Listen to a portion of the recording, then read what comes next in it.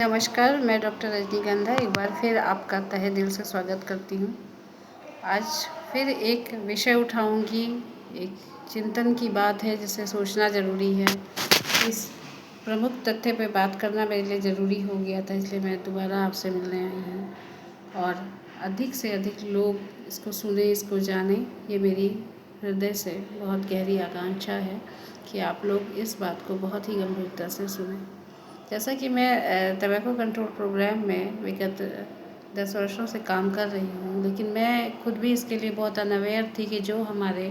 दुर्घटनाग्रस्त व्यक्ति हैं उनको इतनी चोटें कि ज़िंदगी जीना अब दुश्वार हो जाएगा, ये आ कैसे गई। इस रेफरेंस में जब मैं वार्ड विजिट करती हूँ जहाँ पे एक्सीडेंटल केसेस हैं और वहाँ पे मैंने पाया कि हमारे बेड में मैक्सिमम जो लोग एक्सीडेंट हुआ है वो कहीं ना कहीं अल्कोहल, तंबाकू, सिगरेट के आदी हैं और उस दिन भी वो अल्कोहल लेकर गाड़ी चला रहे थे और अनजाने में बिना किसी बहुत बड़े दोष के, खुद का कंट्रोल ना रखने की वजह से, खुद पे कॉन्शियस ना होने की वजह से, चेतना नहीं होने की वजह से उन्होंने एक बड़े दुर्घटना के शिकार बन गए हैं या लोगों को दुर्घटना का शिकार कर दिया है। बहुत दुखद ये है कि इसमें हमारे मासूम बच्चे जो कि बिना किसी वजह से बहुत चोटिल और घायल हो जाते हैं, जिनका खुद का कोई दोष ही नहीं होता है और वो अपने घरों में अंधेरा कर देते हैं, क्योंकि बच्चे ही हमारे जीवन की रोशनी है।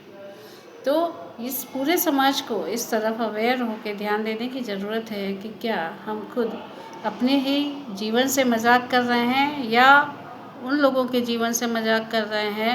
जो कि सड़कों पे आए थे किसी काम के लिए, कुछ अपने जिम्मेदारियों को पूरा करने के लिए, लेकिन वो घर पहुंचने के बजाय अस्पताल पहुंचे हैं, वो भी गंभीर अवस्था में। तो तंबाकू यूज़ का बहुत सारे नुकसान मैं ऑलरेडी डिस्कस कर चुकी हूँ। कैंसर है, हमारी आँखें हैं, हमारा हृदय है, हमारा सांस लेने की दिक्कत है। लेकिन ये जो एक पक्ष अभी जल्दी ही मेरे सामने उभर के आया है, ये बेहद दुखद है मेरे लिए भी और आप सब में भी। मैं ये संचेतना डालना चाह रही हूँ कि जब आप पी के, और वो भी किसी तरह से बहुत मुश्किलों से जो पैसा कमा रहे हैं उसका पी के और अल्कोहल का यूज़ करते हुए जब आप सड़कों पे निकलते हैं तो या तो दुर्घटनाग्रस्त हो जाते हैं और आपके ब्रेन में इतनी ज़बरदस्त चोट आती है, आपके हाथ पैर टूट जाते हैं या आप चलने को भी आजीवन असहाय हो जाते हैं। तो ज़रूर एक बार इस पर मंथन करने की, पुनर्विचार करने की ज़रूरत है कि क्या हम इतने कमज़ोर हैं कि एक तंबाकू, एक नशा, एक अल्कोहल नहीं छोड़ सकते हैं और अपने परिवार को ही नहीं पूरे समाज को कष्ट में ला रहे हैं, क्योंकि वो बच्चे जो चोटिल हो जाते हैं सिर्फ आपकी लापरवाही से या आपके नशे में होने की वजह से, जबकि व्यक्तिगत तौर पे आप सब बहुत अच्छे इंसान हैं और बहुत अच्छा ही करते रहते हैं। लेकिन सिर्फ ये हमारी एक ऐसी आदत है जो कि हमें कहीं ना कहीं बिस्तर पे पहुंचा रही है और ये बहुत ही एक दुखद वाक़या मेरे सामने आया है कि मैं जब भी बेड पे काउंसलिंग करने जाती हूँ और बेड पे एडमिटेड पेशेंट से पूछती हूँ कि क्या आप उस दिन कुछ अल्कोहल या इस तरह की चीज़ें लेते हैं, तो वो स्वयं और उनके परिवार के लोग इस चीज़ से सहमत होते हैं कि हाँ मैडम, ये बहुत ज़बरदस्त उस दिन इन्होंने अल्कोहल का यूज़ किया हुआ था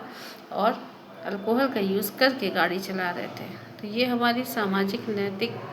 जिम्मेदारी बनती है, व्यक्तिगत जिम्मेदारी बनती है कि हम ना तो दुख खुद ही लें, ना ही किसी को दें। कि अगर कोई भी हमारी वजह से चोटिल होता है तो ये बहुत ही दुखद है, क्योंकि हमने ना जीवन दिया है, ना हमें किसी के जीवन को लेने का अधिकार होता है। तो आज इसी आशय से एक बार फिर आपसे जुड़ी हूँ और आप में संचेतना लाना चाहती हूँ कि कृपया कृपया कृपया अपनी आदतों में सुधार लाएं। ये सिर्फ आपके जीवन के लिए ही बेहतर नहीं है, ये पूरे समाज और सड़क पे चल रहे और लोगों के लिए भी बहुत ज़रूरी है। मुझे उम्मीद है कि आप